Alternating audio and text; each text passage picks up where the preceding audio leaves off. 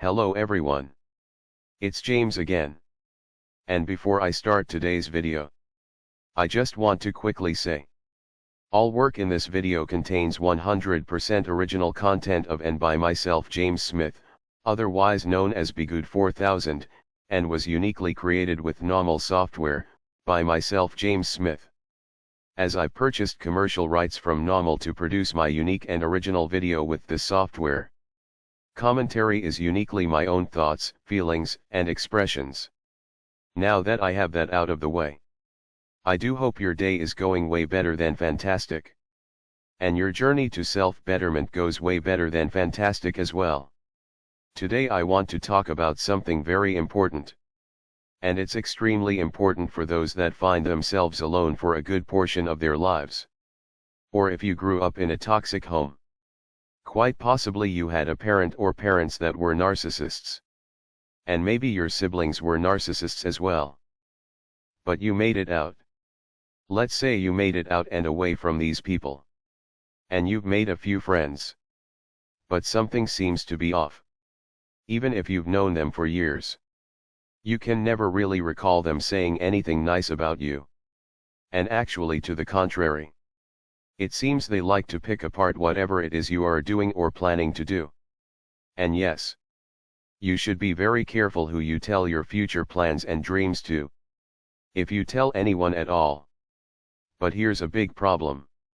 The idea of family. And I know family can be terrible with encouraging their family as well. But I believe it's for the same reasons why this friend or so-called friend in your life doesn't encourage you either. Because believe it or not, there are family members that do encourage their brothers and sisters. And their sons and daughters. I recently watched a short video of a man driving his car, with his phone recording pointing in the back seat, videotaping his little brother, sitting in the back seat while he drove. And he put on the song by Tevin Campbell, Can We Talk? Likely knowing full well his little brother would start to sing. And sure enough his little brother started to sing, and not only sing but sing extremely well. And he wasn't aware what was going on. He was just singing from his heart and soul. And you could see the look on the older brother's face of how proud he was of his little brother. This is the type of older brother that would drive his little brother to singing contests. And to pass out flyers if his little brother were to perform at a state fair. This is the older brother that would tell his little brother every day how good he can sing and how he can make something with his singing. Even if he, the older brother, can't sing, can't dance, can't draw, and can't paint, and has no musical or artistic abilities to speak of. And there are friends that might not go that far. Because it's a little different. At least sometimes if it's your brother or sister. But if it's your friend, they might hear you sing one day and they are blown away and at least share some encouraging words. Let me ask you a question. Are you friends with someone and for years you are the only one with nice things to say about them? And they rarely, if ever, and maybe never said a nice thing about you. Now this doesn't have to be someone making your head big. But someone that is to a degree encouraging. You see, most of us that grew up in terrible homes. We don't make excuses and we fight hard for the life that we are leading. Like we should and how anyone should. But the truth is, though one doesn't want to make an excuse, the truth is, you are not only battling the day-to-day problems, but you either had or you have family. A narcissistically abusive family. Trying to pull down and ruin anything you try to do. And they've been doing this to you since you were a child. And it's possible this friend of yours knows this fact. And they know. Saying you know. You work so hard at your life. Even if you haven't made it to your many goals. You've tried so hard. And you have nothing to be ashamed of. Just those words would feel like the biggest hug we never got from our mother or father. Depending on your situation. As many of you that have been around know. I've mentioned the musical artist Prince before. And how his childhood was terrible and likely narcissistic abuse. And in an interview, one of the behind-the-scenes people said Prince had likely never been hugged ever a day in his life before. And he said that he knew Prince was missing that love and encouragement. So he tried to give Prince a hug on 2 different instances. And he said that Prince didn't know how to react or what to do. Because no one ever showed him genuine affection growing up and genuine love. And that friend that doesn't have any good words to say to you likely knows this fact about you too. But yet they choose to poke fun at you. Make fun of you. But when it comes time to say good job, or you're a really good friend, or I see you working so hard at what you do, I pray things get better for your situation. They are behaving this way in many cases. Not all but many.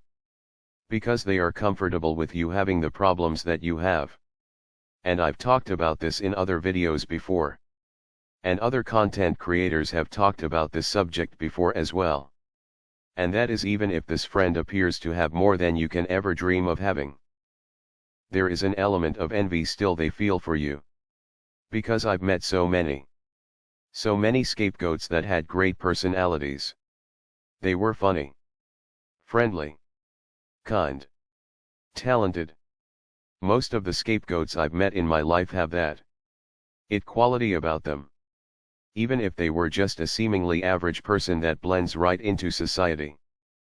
But when you talk to them, there is something else going on there. Something special. Something that you can see how people would want to connect and talk with this person. And this scares a lot of people. Because they know they don't have what you have.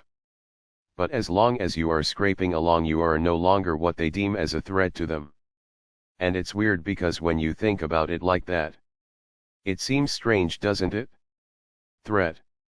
Why would they think that? But they want to be the top dog, at least in their mind. And you happen to be that person that is beneath them. That validates in their mind their top dog status. A great many people like this are power and ego driven. Even though it might not overtly appear that way.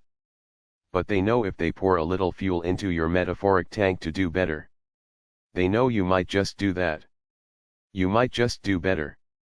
Now it's ultimately up to you what and how you do things. But we do know. When we hear a kind and loving word directed towards us, we will likely feel less tired. We will have more energy. And we might be able to pull together enough energy to push through when we are hitting a difficult moment. And even if you grew up in a great home, we all still need this. So much so. When you do have it, you end up like Prince. Not knowing what to do when someone genuinely gives you a hug and says they love you. We know there have been studies on when you don't get genuine love and affection from your parent or parents. It can greatly impact your life. And these people often struggle in many areas of their life. And they are love-starved. And guess what? Your friend or friends know this about you. They know you are waiting for this "you will be the time they will be proud of me" moment. I'm pretty sure there are those out there hoping to become a success at whatever you want to do. And part of that you are hoping and even picturing in your mind that this friend will say something nice to you. And this, when you think about it, is sad. You are hoping you can make a success out of your life. You will finally get to where you want to go. And finally this person will say they are proud of you. You don't have to believe in someone's dream to say you think they are a dynamite person. You don't have to understand someone's goals to say you are praying for their success. Look, we all have busy lives. But think about all of pointless things this person or these people said to you. Things that made no sense or didn't even matter. Or it was just them poking fun at you. These were times, opportunities and chances for them to say to you, "I'm glad we are friends." Or "I'm glad to see you are still working so hard. I'm praying for your success." Or if you never make it where you are wanting to go, you have nothing to be ashamed of. Because I've seen you work so hard. So why is it so easy for them to say all of these pointless things to you, but they can't say one thing that means anything positive in your life? And that is because they know, if they start encouraging you, You might end up on the same level as they are on. Or you might surpass them. And in this entire thing, they are envious of you and they do not want to see you successful, happy, in a good relationship. You always have a problem and they love this fact about you. Because your problems let them know how good their life is. And how much better of a so-called person they are. They use you as an example of what to not grow up and to be like. They might even joke about you behind your back. They will call you a dreamer behind your back. And how you will never get anywhere. And how funny it is to watch you try your nonsense ideas. These people do not encourage you because they see you as a joke. But they also know if they encourage you, you might rise up and they can no longer make you the butt of every joke. They can no longer make you feel like you're less than. And this is why you want to be careful of being around this type of energy. Again, when you are around people that are literally happy to be around you, you walk away feeling like you are all charged up. And they walk away feeling the same way. You see, iron sharpens iron can take place in many ways in your life. The main way is through faith. Helping someone out and encouraging them in their faith in Jesus Christ. And they do the same for you. But it also can be making that person feel like they are welcome and you enjoy seeing them. You know. Here's the thing. I enjoy joking around with friends. And giving each other the business in a positive way. And I think you know what I mean. You hang up the phone or you walk away from that interaction feeling loved and happy. But when you spend time with someone that makes fun of you in a mean-spirited way, they take great pleasure and delight in making you feel uncomfortable. Or making you look bad in front of others. Have you ever introduced this friend to someone you know? And you might say, this is a very good friend of mine. We have been through a lot together. I've known them for years. But when they introduce you to someone new for the first time, they more often than not couple this introduction with a backhanded comment bordering on an insult. When this is happening to you, these are people clearly telling you how and what they feel about you. You encourage them. But they don't encourage you. You can joke and kid around with them. But there are certain things you wouldn't dare say to them because you don't want to hurt their feelings. But they actively hurt your feelings. This person is treating you like this because they really don't like you. Or respect you. And they in their minds think and feel. If you are willing to hang around for scraps while they get their supply being the top dog, then you deserve what you get. Look, encouragement is important. But just know you won't get it from this person or these certain people. And they will never give it to you because they don't really like you and they see you as a joke. And the truth is, you are in no way a joke. In no way a joke. And you press forward.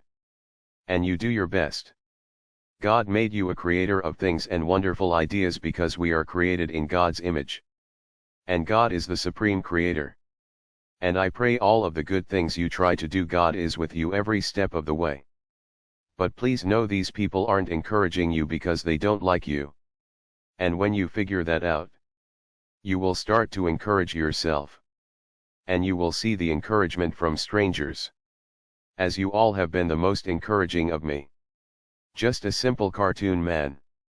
The most kindest words I've heard in my entire life have come from you all on this channel. And I want to thank you so much for that. I really do appreciate you all. And I pray that God bless each and every one of your lives. But don't fight and work for the one-day final approval of this person that has been in your life for years. If they wanted to say something nice to you, they would have said it already. Let that feeling go. And move forward and do the best you can. And know that God is with you. With that said, I do hope your day is blessed. And until next time. Bye for now. And be good to yourself.